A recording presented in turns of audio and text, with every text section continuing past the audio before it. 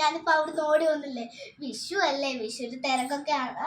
അപ്പം നമ്മുടെ കണി ഇതാണ് കേട്ടോ ഗൈസ്. കണിയൊക്കെ വെച്ച് നിങ്ങൾക്ക് കൃഷ്ണനെ ഇഷ്ടപ്പെട്ടെങ്കിൽ ലൈക്ക് ചെയ്യുക, സബ്സ്ക്രൈബ് ചെയ്യുക. അപ്പം രാവിലെ അമ്പലത്തിലിട്ട് ഇത്തിരി ഒക്കെയാണ് പോവും.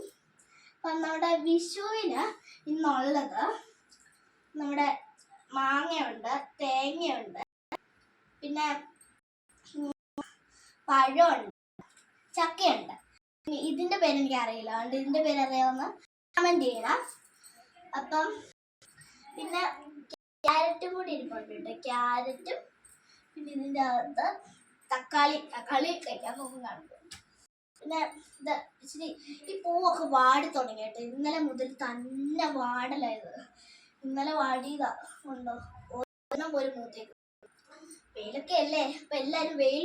ഇപ്പം സൂര്യകാന്തം ഇറങ്ങിയിട്ടുണ്ട്. ഓക്കെ, ഇതാണ് നമ്മുടെ സംഭവം.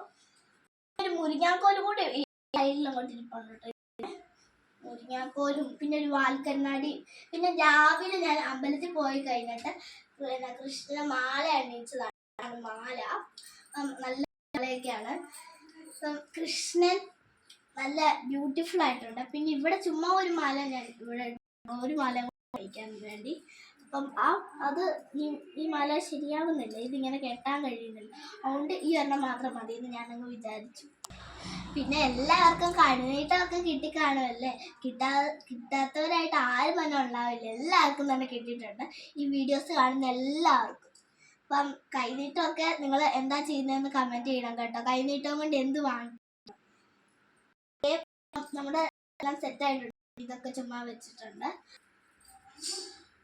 ഓക്കെ, അപ്പം എല്ലാവർക്കും എൻ്റെ വിഷു ആശംസകൾ. അപ്പം ഇന്നത്തെ വീഡിയോ ടാറ്റാൻസ്.